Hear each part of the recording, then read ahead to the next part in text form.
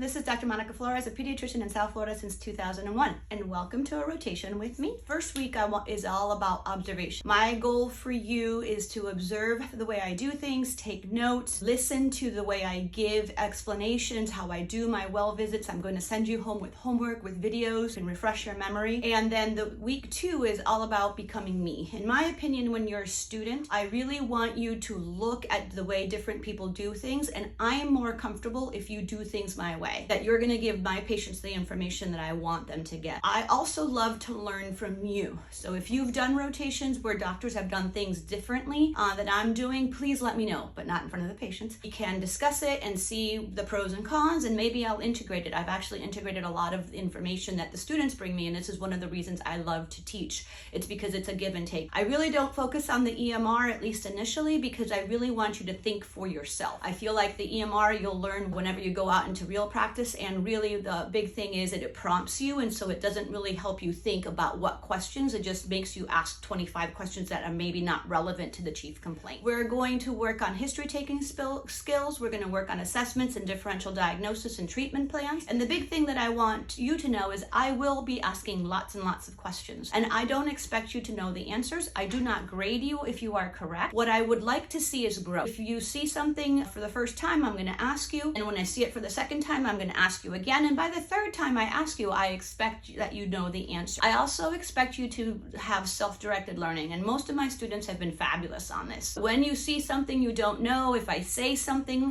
then I want you to look it up. If it's a medical term, if it's a treatment plan, if it's a medication, look it up and then let me know what you looked up, so that when you're on your phone, I don't think you're like doing Snapchat or something in the middle of our workday. That way you teach me what you've learned so that we can integrate it. I get in at 8 o'clock in the morning, so it'd be great if you guys could get here before I do, at 7:55. And then at the end of the day, I'm going to ask you guys to go through my charts. So I'm going to ask you to do the labs, I'm going to ask you to do consult notes, I'm going to ask you to do summaries, and then I'm going to have you to prepare the charts for the next day. And we'll go through that, but that way it'll give you an idea of what it takes to be a practicing provider out in the real world. When you rotate with me, you're going to get a clipboard that you're going to be able to use.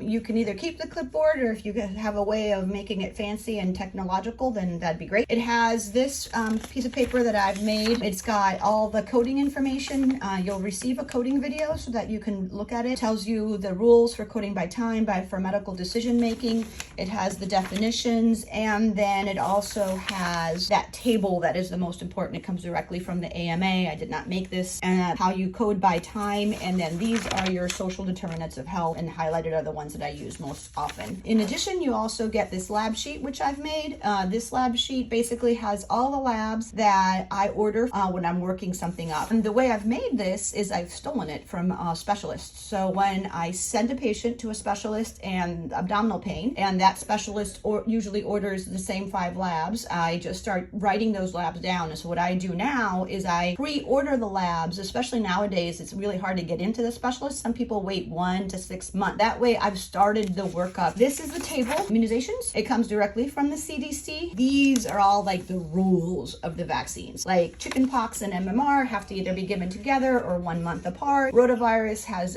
dates, a minimum age requirement, a maximum age requirement. These are the things that you may be tested on. I give this as a gift to my kids when they're graduating from college. Also, with the help of some of my previous students, have made the new developmental milestones. So these are directly again from the CDC, social, emotional, language, cognitive, all the milestones from birth to 5 years of age. Again, this is what you're going to be tested on at the end of the rotation. These are the Bright Futures recommendations for well visits. So each of those little dots are things that need to be done at each of the well visits, or should be considered to be done at each of the well visits. So another good thing to have in your information packet. So welcome, and I hope you enjoy your rotation. See you soon. Thanks.